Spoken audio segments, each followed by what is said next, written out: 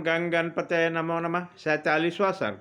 प्रातःकाल उठने पर पूर्ववासियों का विलाप और निराश होकर नगर के लौटना।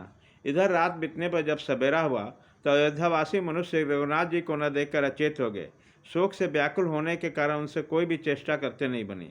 वे शोक जनित आंसू बहाते हुए अत्यंत खिन्न हो गए और इधर उधर खोज करने लगे, परंतु उन दुखी पूर्ववासियों को राम किधर गया इस बात का पता देने वाला कोई चिन्ह नहीं दिखाई दिया।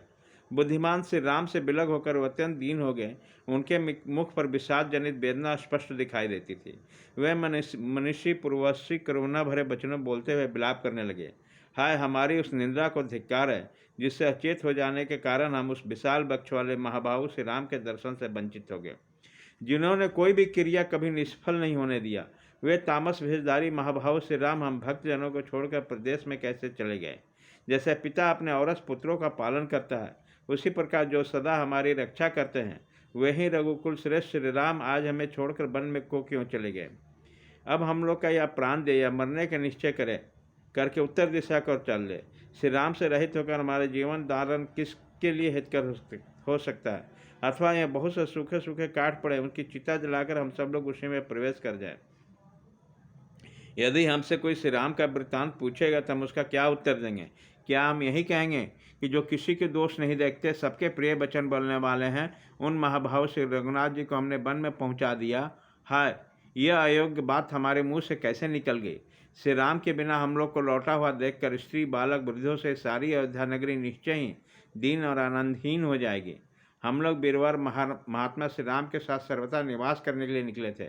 अब उनसे बिछोड़कर हम अयोध्यापुरी को कैसे देख सकेंगे। इस प्रकार अनेक तरह की बातें करते हुए समस्त पूर्ववासी अपने भुजा उठाकर विलाप करने लगे। वे बछड़ों से बिछड़ी हुई अप्रगामिनी गौहों की भांति दुख से व्याकुल हो गए।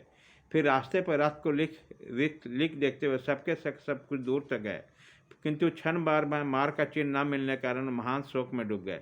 उस समय यह कहते हुए, यह क्या हुआ, अब हम क्या करें, देव ने हमें मार डाला। वे मनुष्य पुरुष रथ का लोक का अनुसरण करते हुए अयोध्या को लौट गए।